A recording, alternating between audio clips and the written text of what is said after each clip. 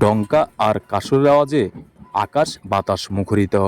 সাদা আর লাল নিশান হাতে হাজার হাজার মানুষের পদযাত্রা উপলক্ষ ঐতিহ্যবাহী সর্দারবাড়ি মতুয়া মন্দিরে বার্ষিক মহোৎসব। ভক্তির টানে দূর দূরান্ত থেকে ছুটে আসা অগণিত প্রাণ আজ একই সুতোয় গাঁথা। মতুয়া ধর্মের প্রবর্তক শ্রী শ্রী হরিচাঁদ ঠাকুর ও গুরুচাঁদের আদর্শে উজ্জীবিত এই মিলন মেলা। আমরা প্রত্যেক বছরই আসি, কীর্তন হয়, মধুর মেলা হয়, আমরা ভক্তদের ধুলা গায়ে মাখি, অনেক ভালো লাগে। এই বছরও আসছি, আনন্দ কীর্তন করেছি। প্রতি বছরের ন্যায় এবছরও অত্যন্ত নিষ্ঠার সাথে পালিত হচ্ছে এই মহোৎসব।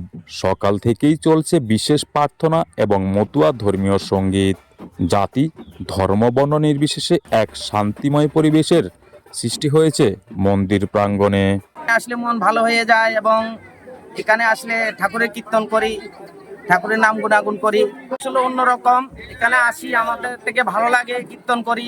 এখানের অনুষ্ঠানটা খুবই ভালো হলো, খুবই অন্যরকম, প্রসাদ পাই, এটাই সবচেয়ে আনন্দের। উৎসবের অন্যতম আকর্ষণ হলো এই মহাপ্রসাদ বিতরণ। সাম্যের এই মহামিলনে কয়েক হাজার ভক্ত একসাথে গ্রহণ করেছেন প্রসাদ। সেবার এই আয়োজন কোনো ভেদাভেদ নেই, আছে শুধু ভক্তি আর ভালোবাসা।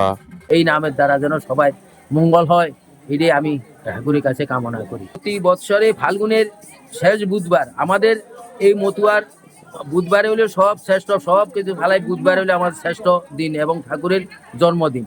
এই মতুয়া ধর্মের আমাদের এই জন্মদিনে এখানে আমরা সব এই মন পবিত্র হওয়ার জন্য এখানে আসি। জাতপাত ও ভেদাভেদ ভুলে এখানে সমবেত হয়েছেন আবাল বৃদ্ধ বনিতা। সর্দার বাড়ির এই আঙ্গিনা আজ যেন একখণ্ড শ্রীদাম ওলাকান্দি। ভক্ত সমাগম গত বছরের তুলনায় অনেক বেশি। আমরা চেষ্টা করেছি যেন সুশৃঙ্খল ভাবে উৎসব পরিচালনা করতে, যেন দূর থেকে মানুষরা এসে যেন আমাদের এখানে কোনো কষ্ট না পায়। ভক্তি আর শ্রদ্ধা আর সেবার এই মিলন মেলা আবারও যেন মনে করিয়ে দেয় মানুষে মানুষে ভালোবাসাই আর সেবাই পরম ধর্ম। আমি পাপি, আমার মতো পাপি হয়তো এই জগৎটা আর কেউ নেই, তথাপি গুরুদেব আমাকে এত বড় দায়িত্ব দিচ্ছে। আমি সবার কাছে কামনা করি, প্রার্থনা করি করতরে যেন যে কতদিন বাঁচতে পারি আমি যেন এই কাজ করতে পারি, করে যেতে পারি।